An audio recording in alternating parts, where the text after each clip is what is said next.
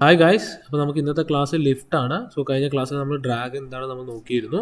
അപ്പോൾ നമുക്ക് ഡ്രാഗും ലിഫ്റ്റും കൂടെ ചേർന്നിട്ട് ഒരു ഇപ്പോൾ എന്താ പറയുക, രണ്ടും കൂടെ ചേർന്ന് ഒരു മീൻ ആയിട്ടുള്ള ഒരു വാല്യൂവിലാണ് നമ്മുടെ എല്ലാ വെഹിക്കിൾസും വരാറ്. നമ്മൾ ഡ്രാഗ് പഠിച്ച പോലെ തന്നെ അത്രത്തോളം ഇമ്പോർട്ടൻ്റ് ആയിട്ടുള്ള ഒരു ടോപ്പിക്കാണ് ലിഫ്റ്റ് എന്നും. അപ്പോൾ നമുക്ക് ഡ്രാഗ് റിഡക്ഷൻ ചെയ്ത പോലെയാണ്. റിഡക്ഷൻസ് ഇനി ഒരുപാട് പഠിക്കാനുണ്ട്. അപ്പോൾ നമുക്ക് കഴിഞ്ഞതിൽ നമ്മൾ വോർട്ടീസസ് കൊണ്ട് നമുക്ക് എങ്ങനെയാണ് ഡ്രാഗിനെ നമുക്ക് ഒരുവിധം ഒഴിവാക്കാം എന്നുള്ള കാര്യങ്ങളെല്ലാം നമ്മൾ നോക്കിയിരുന്നു. അതേപോലെ തന്നെ ലിഫ്റ്റും നമുക്ക് ഒരുവിധം നമുക്ക് ഒഴിവാക്കി രണ്ടും തമ്മിൽ നമുക്ക് ഈക്വൽ ആയിട്ട് ഒരു മീൻ എന്ന് പറഞ്ഞാൽ ഒരു കോൺസ്റ്റൻ്റ് ആയിട്ട് നമുക്ക് ഡ്രാഗ് കൂടി ലിഫ്റ്റ് കുറഞ്ഞ് അല്ലെങ്കിൽ ലിഫ്റ്റ് കൂടി ഡ്രാഗ് കുറഞ്ഞ് ആ ഒരു രീതിയിൽ പോവാതെ രണ്ടും ഒരു മീൻ വാല്യൂവിൽ നമ്മൾ കൊണ്ടുപോകുന്ന രീതിയിലാണ് നമ്മുടെ എല്ലാ വെഹിക്കിൾസും വരാറ്. ഓക്കെ, അപ്പോൾ നമുക്ക് ലിഫ്റ്റ് എന്താണെന്ന് നമുക്ക് നോക്കാം. ഓക്കെ, നമുക്ക് കഴിഞ്ഞ ക്ലാസ്സിൽ നമ്മൾ പറഞ്ഞിരുന്നു, നമുക്ക് മുന്നിൽ വരുന്ന എയർ നമ്മൾ സ്പ്ലിറ്റ് ചെയ്യിപ്പിക്കും, മുകളിലേക്കും താഴേക്കും നമ്മൾ സ്പ്ലിറ്റ് ചെയ്യിപ്പിക്കും. അങ്ങനെ മുകളിലേക്ക് പോകുന്ന എയറിൽ നമുക്ക് മുൻവശമാണ് ഏറ്റവും കൂടുതൽ ഹൈ പ്രഷർ ഡെവലപ്പ് ചെയ്യുക എന്നുള്ള കാര്യം നമ്മൾ പറഞ്ഞിരുന്നു. പിന്നെ അങ്ങനെ നമ്മൾ പ്രഷർ ഡിക്രീസ് ചെയ്ത് വന്ന് ബാക്കിലേക്ക് വരുമ്പോൾ ഒരു ഫ്ലോ വേക്കൊക്കെ ഉണ്ടാക്കും. ആ ഫ്ലോ വേക്കിനെ നമ്മൾ ഒഴിവാക്കാൻ വേണ്ടി നമ്മൾ എന്ത് ചെയ്യും, നമ്മൾ കുറേ വോർട്ടീസേഴ്സൊക്കെ ജനറേറ്റേഴ്സ് നമ്മൾ വെക്കുന്നു എന്നുള്ള കാര്യങ്ങൾ പറഞ്ഞു. ഓക്കെ, ഇനി നമ്മൾ മുകളിലെ കാര്യങ്ങളാണ് നമ്മൾ നോക്കിയത് അല്ലേ. ഇനി താഴത്തെ കാര്യം നമുക്ക് നോക്കാം. താഴെ നമുക്കെന്ന് വരുമ്പോൾ ഈ കയറുന്ന നമ്മുടെ എയർ നമുക്കിതിലേക്ക് വരുമ്പോൾ ഇതിൻ്റെ താഴെ ബോഡിയിലൂടെ മീൻസ് താഴത്തെ ആ ഒരു ഏരിയയിലൂടെ കയറുകയും അതേപോലെ തന്നെ ഈ വീലിലൂടെ ഒന്ന് റൗണ്ട് അപ്പ് ചെയ്തിട്ട് ഈ ഭാഗത്തേക്ക് വരികയും ചെയ്യും. അങ്ങനെ വരികയും ചെയ്യുമ്പോൾ ഈ ഭാഗത്ത് പ്രഷർ ബിൽഡപ്പ് ചെയ്യും. അത് നമുക്ക് പ്രഷർ ബിൽഡപ്പ് ചെയ്യുന്നത് ഈ കാറിൻ്റെ ഡിസൈൻ അനുസരിച്ചും കാറിൻ്റെ എയറോഡൈനാമിക്കലുമായിട്ടുള്ള സ്പെസിഫിക്കേഷൻ അനുസരിച്ചും അതേപോലെ തന്നെ ഗ്രൗണ്ട് ക്ലിയറൻസ് അനുസരിച്ചുമാണ് ഇവിടെ പ്രഷർ ബിൽഡപ്പ് ചെയ്യുന്നത്. അങ്ങനെ പ്രഷർ ബിൽഡപ്പ് ചെയ്ത് കഴിഞ്ഞ് കഴിഞ്ഞാൽ ഇത് മുകളിലേക്ക് പോകും. ഓക്കെ, ഇവിടെയുള്ള പ്രഷർ കാരണം ഈ ബോഡി മുകളിലേക്ക് ഒരു ലിഫ്റ്റ് ചെയ്യും. ആ ലിഫ്റ്റിനെയാണ് നമ്മളിവിടെ എയറോഡൈനാമിക് ലിഫ്റ്റ് എന്ന് പറയുന്നത്. ഓക്കെ, നമുക്ക് എങ്ങനെ ലിഫ്റ്റ് സംഭവിച്ചു കഴിഞ്ഞാൽ എന്താണ് നമുക്ക് അതിൻ്റെ പ്രത്യാഘാതങ്ങൾ എന്നുള്ളത് നമുക്ക് നോക്കാം. നമുക്ക് ലിഫ്റ്റ് വന്നു കഴിഞ്ഞ് കഴിഞ്ഞാൽ ഈ കാറിൽ നിന്ന് നമുക്ക് ഏകദേശം ഈ ഒരു ടയറിലേക്കുള്ളൊരു പ്രഷർ കുറയും. അങ്ങനെ ബോഡി ഇതിലേക്ക് നമ്മളൊരു മീൻസ് നമ്മൾ സ്പ്രങ് മാസ് എന്നൊക്കെ പറയില്ലേ, ആ ഒരു മാസിൽ വ്യത്യാസം വരും. അങ്ങനെ ഉണ്ടാകുമ്പോൾ എന്താ സംഭവിക്കുക എന്ന് പറഞ്ഞാൽ ഈ വീല് കൃത്യമായി റോഡിലേക്കുള്ള ഒരു കോണ്ടാക്റ്റ് ഒരുവിധം നഷ്ടപ്പെടാൻ തുടങ്ങും. അങ്ങനെ നഷ്ടപ്പെടാൻ തുടങ്ങിക്കഴിഞ്ഞാൽ സ്റ്റെബിലിറ്റിക്ക് പ്രശ്നം വരും. ക്യാമ്പർ കാസ്റ്റർ പോലുള്ള നമ്മുടെ കഴിഞ്ഞ ഇതിൽ നമ്മൾ പഠിക്കുമ്പോൾ സസ്പെൻഷനൊക്കെ പഠിക്കുമ്പോൾ നമ്മൾ പറഞ്ഞിരുന്ന പല വാല്യൂസിലും വ്യത്യാസം വരും. അപ്പോൾ ഒബിയസ്ലി വെഹിക്കിൾ ഒന്നിലെ ഏതെങ്കിലും ഒരു ഭാഗത്തേക്ക് മീൻസ് ഓടിക്കൊണ്ടിരിക്കുമ്പോൾ ആ ഒരു ഭാഗത്തേക്ക് പോകാൻ തുടങ്ങും. ഓക്കെ, അപ്പോൾ നമുക്ക് ഓവർ സ്റ്റിയർ അണ്ടർ സ്റ്റിയർ പോലുള്ള പ്രശ്നങ്ങളെല്ലാം ഉണ്ടാവാൻ നമുക്ക് തുടങ്ങും. അപ്പോൾ അതിന് വേണ്ടിയാണ് നമ്മൾ ലിഫ്റ്റ് നമ്മൾ കൺട്രോൾ ചെയ്യണമെന്ന് പറയുന്നത്. നമ്മൾ കഴിഞ്ഞ ക്ലാസ്സിൽ പറഞ്ഞ പോലെ തന്നെ കോഎഫിഷ്യൻ്റ് ഓഫ് ഡ്രാഗ് പറഞ്ഞ പോലെ തന്നെയാണ് കോഎഫിഷ്യൻ്റ് ഓഫ് ലിഫ്റ്റും ഉണ്ട് നമുക്ക്. അപ്പോൾ നമുക്ക് കോഎഫിഷ്യൻ്റ് ഓഫ് ഡ്രാഗ് നമ്മൾ കാൽക്കുലേറ്റ് ചെയ്യാൻ ഫോമുല ഉണ്ട്, അതിൽ നമ്മൾ പറഞ്ഞിട്ടുണ്ടായിരുന്നു അല്ലേ. പക്ഷേ ഇവിടെ നമ്മൾ എങ്ങനെയാണ് കോഎഫിഷ്യൻ്റ് ഓഫ് ലിഫ്റ്റ് കാൽക്കുലേറ്റ് ചെയ്യുക എന്ന് പറഞ്ഞാൽ മുകളിലുള്ള പ്രഷറും ഇതിലുള്ള പ്രഷറും തമ്മിലുള്ള ഡിഫറൻസ് ആണ് നമ്മുടെ കോഎഫിഷ്യൻ്റ് ഓഫ് ലിഫ്റ്റ് വാല്യൂ എന്ന് പറയുന്നത്. So measurement of differences in upward pressure and downward pressure എന്നാണ് പറയുന്നത്. അപ്പോൾ നമുക്ക് ഇതിൽ നിന്ന് നമുക്ക് കിട്ടുന്ന പ്രഷറിൽ എത്രത്തോളം വാല്യൂ കുറയുന്നോ അത്രത്തോളം നമുക്ക് ലിഫ്റ്റ് നമുക്കിത് കുറയ്ക്കാൻ കഴിയും എന്നുള്ളതാണ് ഇതിൽ നിന്ന് നമുക്ക് മനസ്സിലാക്കേണ്ടത്. ഓക്കെ, ഇനി നമ്മൾ പറഞ്ഞു അപ്പോൾ ഇവിടെ പ്രഷർ ബിൽഡപ്പ് ചെയ്യണമെന്നുള്ളൊരു കേസ് നമ്മൾ പറഞ്ഞു അല്ലേ. അപ്പോൾ ഈ പ്രഷർ ബിൽഡപ്പ് ചെയ്യുന്നത് നമുക്ക് ഇവിടെ ലോ പ്രഷർ ആവുകയും, അപ്പോൾ ആ ഒരു കണ്ടീഷൻ നിങ്ങൾ നോക്കിയോ, ഇവിടെ നമ്മൾ പ്രഷർ ബിൽഡപ്പ് ആവുമ്പോൾ ഇവിടെ ലോ പ്രഷർ ആവുകയും ചെയ്യുമ്പോഴാണ് ഇത് മുകളിലേക്ക് പോകുന്നത്. അത് പറഞ്ഞാൽ ഇവിടെ എത്രയാണോ പ്രഷറിൻ്റെ വാല്യൂ അതിനേക്കാളും കൂടുതൽ പ്രഷറിൻ്റെ വാല്യൂ ഇവിടെ ഉണ്ടാവുകയും അപ്പോഴാണ് നമുക്ക് ലിഫ്റ്റ് മുകളിലേക്ക് വരുന്നത്. അപ്പോൾ അതുകൊണ്ടാണ് കോഎഫിഷ്യൻ്റ് ഓഫ് ലിഫ്റ്റ് എങ്ങനെയാണ് കാൽക്കുലേറ്റ് ചെയ്യുന്നത് എന്നുള്ളത് നമ്മൾ ആ ഒരു ഇതിൽ നമ്മൾ പറഞ്ഞത്, ഡെഫിനിഷനിൽ പറഞ്ഞത്. അപ്പോൾ നമുക്ക് അങ്ങനെ ആകുമ്പോൾ എങ്ങനെയായിരിക്കും എയറിൻ്റെ ബിഹേവിയർ എന്നുള്ളതാണ് ഈ ഒരു ഫിഗറിൽ നിന്ന് നമുക്ക് മനസ്സിലാക്കേണ്ടത്. നമുക്ക് ഇവിടെ നിന്ന് ഡ്രാഗ് ഉണ്ടാവുന്നു, ഈ ഡ്രാഗിൽ നിന്ന് കുറച്ച് എയർ മുകളിലേക്കും കുറച്ച് എയർ താഴേക്കും പോകുന്നു.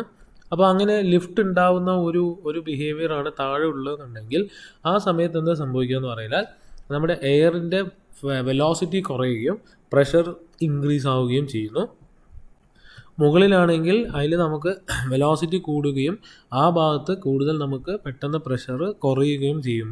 അപ്പോൾ ഇവിടെ കൂടുതൽ പ്രഷർ ഉണ്ടാകുമ്പോൾ ഇതിൽ നമുക്ക് ലിഫ്റ്റ് സംഭവിക്കുന്നു. അപ്പോൾ നമ്മൾ ലിഫ്റ്റ് സംഭവിച്ചു കഴിഞ്ഞാൽ എന്താണ് സംഭവിക്കുക എന്നുള്ളത് നമ്മൾ ഈ കഴിഞ്ഞ സ്ലൈഡിൽ നമ്മൾ നോക്കി പോയതാണ്. അപ്പോൾ ഇതാണ് ലിഫ്റ്റ്. ഇനി നമുക്ക് ഇതിനെങ്ങനെയൊക്കെ നമുക്ക് കുറയ്ക്കാം. അപ്പോൾ അതിന് ബേസിക് ആയിട്ടുള്ള ഒരു ടോപ്പിക്കാണ് നമ്മൾ ഈ ക്ലാസ്സിൽ പഠിക്കുക. നമുക്ക് പ്രത്യേകിച്ച് നമുക്ക് ലിഫ്റ്റ് റിഡക്ഷൻ എന്ന് പറഞ്ഞിട്ട് നമുക്കൊരു ടോപ്പിക്കായിട്ട് പഠിക്കാനുണ്ട്. അത് നമുക്ക് നെക്സ്റ്റ് ക്ലാസ്സുകളിൽ നോക്കാം. അപ്പോൾ നമുക്ക് ഇനി അതിലേക്ക് പോകാം. ഓക്കെ, പിന്നെ അവർ പറയുന്നത് നമുക്ക് ഏറ്റവും കൂടുതൽ ലിഫ്റ്റിൽ കൺട്രോൾ ചെയ്യുന്ന അല്ലെങ്കിൽ അഫക്റ്റ് ചെയ്യുന്ന ഒരു പാരാമീറ്ററാണ് ഗ്രൗണ്ട് ക്ലിയറൻസ് എന്ന് പറയുന്നത്. അത് രണ്ട് വണ്ടികളിലായിട്ട് ഇവിടെ എക്സ്പ്ലെയിൻ ചെയ്യുന്നുണ്ട്. അപ്പോൾ നമുക്ക് ഈ ഒരു ഗ്രൗണ്ട് ക്ലിയറൻസ് കുറഞ്ഞ വണ്ടികളിലാണെന്നുണ്ടെങ്കിൽ അതിൻ്റെ താഴെ നമുക്ക് കുറച്ച് സ്പേസേ ഉണ്ടാവുള്ളൂ. ആ സ്പേസിൽ എയർ കുടുങ്ങി കിടന്നിട്ട് നമുക്ക് അവിടെ പ്രഷർ ഡെവലപ്പ് ചെയ്യുകയും പോസിറ്റീവ് ലിഫ്റ്റ് ഉണ്ടാവുകയും. അപ്പോൾ നമുക്ക് ലിഫ്റ്റ് എടുക്കുകയാണെങ്കിൽ 2 ലിഫ്റ്റ് ഉണ്ട്, പോസിറ്റീവ് ലിഫ്റ്റും ഉണ്ട്, നെഗറ്റീവ് ലിഫ്റ്റും ഉണ്ട്. മുകളിലേക്ക് ലിഫ്റ്റ് ചെയ്യുകയാണെങ്കിൽ പോസിറ്റീവ് ലിഫ്റ്റും, താഴേക്ക് കൊണ്ടുവരികയാണെങ്കിൽ നെഗറ്റീവ് ലിഫ്റ്റുമാണ്. നമുക്ക് നെഗറ്റീവ് ലിഫ്റ്റാണ് നമുക്ക് ഒരുവിധം നമുക്ക് വേണ്ടത്. കാരണം ഉണ്ടെങ്കിൽ മാത്രമേ നമുക്ക് ആ വീലും റോഡും തമ്മിലുള്ള കോൺടാക്റ്റ് ക്ലിയർ ആവുള്ളൂ, സ്റ്റെബിലിറ്റി നമുക്ക് കൃത്യമായിട്ട് കിട്ടുള്ളൂ, ഈ ക്യാമറും കാസ്റ്ററും എല്ലാം ക്ലിയർ ആവുള്ളൂ. അതുപോലെ തന്നെ ഓവർ സ്റ്റിയർ അണ്ടർ സ്റ്റിയർ എല്ലാം നമുക്ക് ഒഴിവാക്കാൻ നമുക്ക് സാധിക്കുള്ളൂ. അപ്പോൾ നമുക്ക് ഒരു ഗ്രൗണ്ട് ക്ലിയറൻസ് കുറഞ്ഞ വണ്ടി എടുക്കുകയാണെന്നുണ്ടെങ്കിൽ ഇവിടെ നമുക്ക് ഹൈ പ്രഷർ ഡെവലപ്പ് ചെയ്യുകയും മുകളിൽ നമുക്ക് ലോ പ്രഷർ ഡെവലപ്പ് ചെയ്യുകയും ചെയ്യും. കാരണം ഇവിടെയാണ് നമുക്ക് പ്രഷർ കൂടുതൽ ഉണ്ടാവുക എന്ന് പറഞ്ഞു. ഇങ്ങോട്ട് കയറുമ്പോൾ ഒരു പ്രഷർ ഉണ്ടാവും, ആ പ്രഷർ കുറയുകയും ഇതിനേക്കാളും കൂടുതൽ പ്രഷർ ഉണ്ടാവുകയും ചെയ്യും. അതിനുവേണ്ടി ഇവിടെ എന്ത് ചെയ്യുമെന്ന് പറഞ്ഞാൽ നമുക്ക് ഡിസൈനിൽ ചെറിയ മാറ്റം വരുത്തിയിട്ട് ഇവിടെ ഹൈ പ്രഷർ ഉണ്ടാവാൻ വേണ്ടിയുള്ള ഒരു ചേഞ്ചസ് കൊണ്ടുവരും. അത് പറഞ്ഞാൽ ഹൈ പ്രഷർ നമ്മൾ പ്രഷർ ഇൻക്രീസ് ചെയ്യുകയല്ല ചെയ്യുക, ഇവിടെ എത്രയാണോ പ്രഷർ ഡെവലപ്പ് ചെയ്യുന്നത് അതിനേക്കാളും കുറവ് പ്രഷർ ഇവിടെ ഡെവലപ്പ് ചെയ്യാൻ വേണ്ടി ഇവിടെ കുറച്ച് വ്യത്യാസങ്ങൾ വരുന്നു.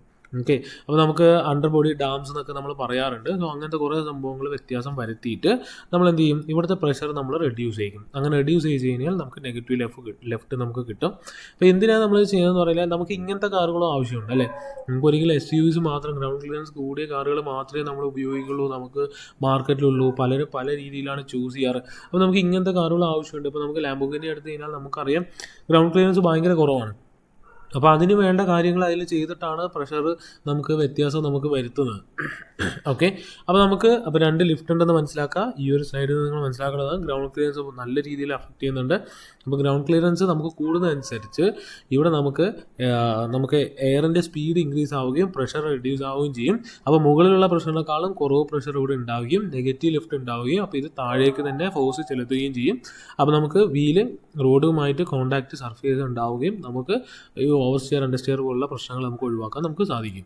ഓക്കെ, നെക്സ്റ്റ് നമ്മൾ പറയാമെന്ന് പറഞ്ഞു കഴിഞ്ഞാൽ നമ്മൾ ഈ അണ്ടർ ബോഡി ഡാംസ് അങ്ങനത്തെ കാര്യങ്ങളിലേക്ക് പോകുന്നതിന് പകരം ആദ്യം നമുക്ക് വേണ്ടതെന്ന് പറഞ്ഞാൽ ഇവിടെ ഉണ്ടാകുന്ന തട്ടി വരുന്ന എയറിനെ മുകളിലേക്കും താഴേക്കും ഈക്വലായിട്ട് ഡിസ്ട്രിബ്യൂട്ട് ചെയ്യണം. ആ ഡിസ്ട്രിബ്യൂഷൻ ചെയ്യാൻ വേണ്ടി നമുക്ക് എന്ത് വ്യത്യാസം ആദ്യം വരുത്താം അതാണ് നമുക്ക് ഇന്നത്തെ ക്ലാസ്സിൽ ടോപ്പിക്കായിട്ട് പഠിക്കുന്നത്.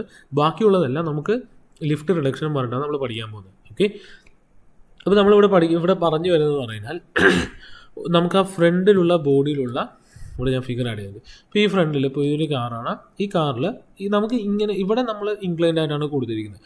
അതേപോലെ ഇവിടെ ഒരു ചെറിയൊരു ഇൻക്ലിനേഷൻ കൊടുത്തു കഴിഞ്ഞാൽ ഇവിടെ വന്ന് തട്ടുന്ന എയർ ഇങ്ങോട്ടേക്കും ഈക്വലായിട്ട് പോകുന്ന രീതിയിൽ കൊണ്ടുവരാൻ കഴിയും എന്നുള്ളതിൻ്റെ എക്സ്പെരിമെൻ്റൽ സെറ്റപ്പാണ് ഇവിടെ കാണിക്കുന്നത്. ക്ലിയർ ഉണ്ട്. ഇപ്പോൾ ഫസ്റ്റ് ഫിഗറിൽ എക്സ്പ്ലെയിൻ ചെയ്യുന്നത് പറഞ്ഞാൽ ഒരു ഫ്രണ്ടിൽ ഒരു ബോഡി ഒരു പ്ലേറ്റ് വെച്ചിട്ടുണ്ടെന്ന് വിചാരിക്കുക. ഇത് നമ്മുടെ മുന്നിലെ ബോണറ്റിൻ്റെ താഴ്ഭാഗം, നമ്മുടെ ആ ഫോഗ് ലൈറ്റ് ഒക്കെ ഇരിക്കുന്ന ഭാഗമാണെന്ന് വിചാരിക്കുക. ഓക്കെ, ഒരു എയർ വന്ന് തട്ടി കഴിഞ്ഞ് കഴിഞ്ഞാൽ 2 ഫോഴ്സ് ഉണ്ടാവും. ഒന്ന് ബാക്ക്വേർഡ് ഫോഴ്സും ഉണ്ടാവും, ഒന്ന് അപ്വേർഡ് ഫോഴ്സും ഉണ്ടാവും. അതാണ് നമ്മുടെ ഡ്രാഗും നമ്മുടെ ലിഫ്റ്റ് എന്ന് പറയുന്നത്. ഇനി ഇതിൽ എയർ എങ്ങനെയൊക്കെ നമുക്ക് ഇതിലേക്ക് പോകുന്നു എന്നുള്ളതാണ്. നമുക്ക് ഇതിൽ അവർ പറഞ്ഞു വരുന്നത് പറഞ്ഞാൽ ആംഗിൾ എത്രത്തോളം നമുക്ക് കുറയുന്നോ അത്രത്തോളം ലിഫ്റ്റ് ഉണ്ടാവും, പക്ഷെ ഡ്രാഗ് നമുക്ക് കുറയ്ക്കാൻ പറ്റും. ആംഗിൾ കൂട്ടുന്നതനുസരിച്ച് ഒരു മീൻ വാല്യൂവിൽ നമ്മൾ എത്തും. ആ വാല്യൂവിൽ ആ ആംഗിളിലാണ് നമ്മുടെ കാറിൻ്റെ ഫ്രണ്ട് ഭാഗത്ത് ഡിസൈൻ ചെയ്യണത് എന്നുണ്ടെങ്കിൽ നമുക്ക് ഈക്വലായിട്ടുള്ള ലിഫ്റ്റ് വാല്യൂവും ഈക്വലായിട്ടുള്ള ഡ്രാഗും നമുക്ക് ഉണ്ടാവുകയും അതിൽ നിന്ന് നമുക്ക് കൃത്യമായിട്ടുള്ള സ്റ്റെബിലിറ്റി ഉള്ള ഒരു വെഹിക്കിൾ ഡിസൈൻ ചെയ്യാൻ കഴിയും എന്നുള്ളതാണ് ഇതിൽ നിന്ന് കൺക്ലൂഷനിലേക്ക് എത്തുന്നത്. അങ്ങനെയാണ് നമ്മൾ ഇതിൻ്റെ നോസിലേക്ക് വരുന്നത്. അപ്പോൾ നമ്മൾ ഈ ഫ്രണ്ട് നമ്മുടെ ബോണറ്റ് പറയുന്നു. ഈ ബോണറ്റിന് ശേഷം താഴെ ഈ ബമ്പറിൻ്റെ ഏരിയനെ നമ്മൾ നോസ് എന്ന് വിളിക്കുന്നു. ഓക്കെ, അപ്പോൾ അങ്ങനെയാണെങ്കിൽ നോസിൻ്റെ ഷേപ്പ് എങ്ങനെയൊക്കെ ആവാം എന്നുള്ളതാണ് നമ്മളിവിടെ പറഞ്ഞു വരുന്നത്. ക്ലിയർ ആണ്. അപ്പോൾ നമുക്ക് ഈ നോസിൻ്റെ ഷേപ്പ് 3 രീതിയിൽ നമുക്ക് കാറിൽ അറേഞ്ച് ചെയ്യാം. ഒന്ന് ഡൗൺ ടേൺഡ്, അതേപോലെ central nose, up turned. Okay, ഇതിൽ ഏറ്റവും നല്ല നോസ് എന്ന് പറയുന്നത് നമുക്ക് ഈക്വലായിട്ട് മീൻസ് എയർ മുകളിലേക്കും താഴേക്കും പോവുകയും നമുക്ക് കൃത്യമായിട്ടുള്ള സി ഡിയും അതുപോലെ C L value, coefficient of ലിഫ്റ്റിന് സി എൽ എന്നാണ് പറയുക. ഈ വാല്യൂ കിട്ടുന്നത് നമുക്ക് ഈ സെൻട്രൽ നോസിലാണ്. ഇവിടെ നിങ്ങൾ നോക്കിക്കോളൂ, ഇങ്ങനെയാണ് ഇരിക്കുന്നതെന്നുണ്ടെങ്കിൽ നമുക്ക് കൂടുതൽ എയർ മുകളിലേക്ക് പോവുകയും ഒരുവിധം ഡ്രാഗ് നമുക്ക് റെഡ്യൂസ് ചെയ്യാൻ പറ്റും, ബട്ട് ലിഫ്റ്റ് കൂടുതലായിരിക്കും. ഇവിടെ നമുക്ക് ഇതാണെന്നുണ്ടെങ്കിൽ ലിഫ്റ്റ് നമുക്ക് ഒരുവിധം നമുക്ക് ഇത് ചെയ്യാം, കൂടുതൽ എയർ ഇങ്ങോട്ട് വരികയാണ്. അതേപോലെ തന്നെ നമുക്കിവിടെ ഡ്രാഗ് നമുക്ക് കൂടുതലായിരിക്കും.